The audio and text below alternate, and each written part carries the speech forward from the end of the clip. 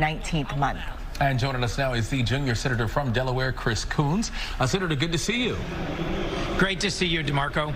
All right, President Zelensky will be back in the nation's capital. What do you hope to hear from the leader of Ukraine?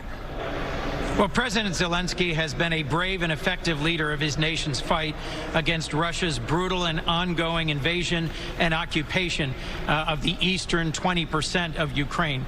I hope to hear from him about progress on the battlefield, about commitment to transparency and countering corruption, and to his determination to regain sovereign territory, to regain control of Ukraine's lands to the east and south. The United States has been a critical part of the global alliance that has supported Ukraine. I think it's important for your viewers to know that 50 countries around the world have provided more than $80 billion in support for Ukraine. That's more than the United States. We are the leading supporter, but the rest of our partners and allies around the world have more than matched our efforts in support of Ukraine's brave fight. Let's talk about the money there, Senator. President Biden is seeking an additional $24 billion in aid for Ukraine. Speaker McCarthy has said the U.S. should not give Ukraine a blank check with no end to this war in sight. What should the funding for Ukraine look like?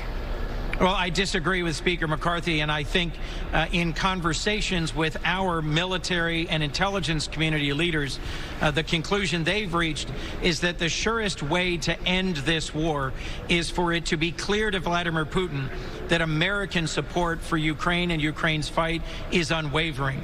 The sooner Putin decides that he can't wait us out, that he can't simply hope that Republicans will wane in their support for Ukraine, the sooner he'll come to the negotiating table and there may well be a resolution. So it's not a blank check. There is accountability. We are tracking where the money and the weapons we are sending are being spent and deployed. And frankly, I have a more determined support than ever for this next request for $24 billion of support for Ukraine. And speaking of funding, there's a government shutdown looming at the end of the month. How confident are you that a deal can be reached? I'm increasingly concerned that the House Republican caucus is so internally divided that they can't even come forward with a proposal for us to consider here in the Senate.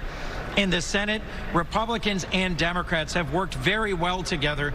We have passed all of our appropriations bills out of our committee with strong bipartisan support.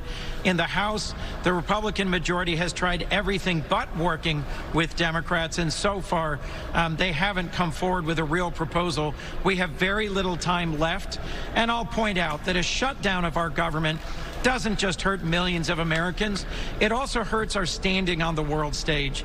It reinforces the argument that autocrats like Xi Jinping of China and Vladimir Putin of Russia make around the world, that ours is a broken and waning system, that the American democracy is no longer capable of sustaining its leadership in the world. A government shutdown would add to that argument. Let's talk about one other hot-button issue. There's been criticism from both sides about the U.S. southern border. President Biden clearing the way to allow one group, Venezuelan migrants, to now work legally here in the U.S. Do you think that is the solution going forward? Look, it's a part of the solution. President Biden has taken several strong steps to reduce migration at the border. But as he said in his State of the Union address, he cannot fix immigration without legislation from Congress. I've been a part of several bipartisan groups trying to come forward with legislation. It's very difficult. The politics of immigration are very divisive. But we should, I believe we can, find a way to both secure our border and respect our humanitarian traditions in terms of how we treat those seeking asylum here. It is a difficult needle to thread, but one I think that Congress needs to take up and move forward. Senator, President Biden is running for a second term, and polls show the president is neck and neck with Republican challengers there. Are you confident that the president is the right choice for Democrats in 2024? I am, and that's partly because of his very strong record. We haven't had this long, this low a period of unemployment in 50 years. National unemployment's below 4%, and it has been for a year and a half. Inflation has come down. Unemployment has stayed low.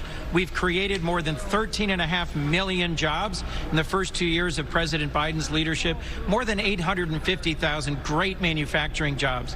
To be clear, former President Trump promised to do several big things: rebuild our infrastructure, restore manufacturing, reduce prescription drug prices. Those are all things that President Biden has gotten done that President Trump promised he would, but didn't. All right, Senator Chris Coons again. Good to see you.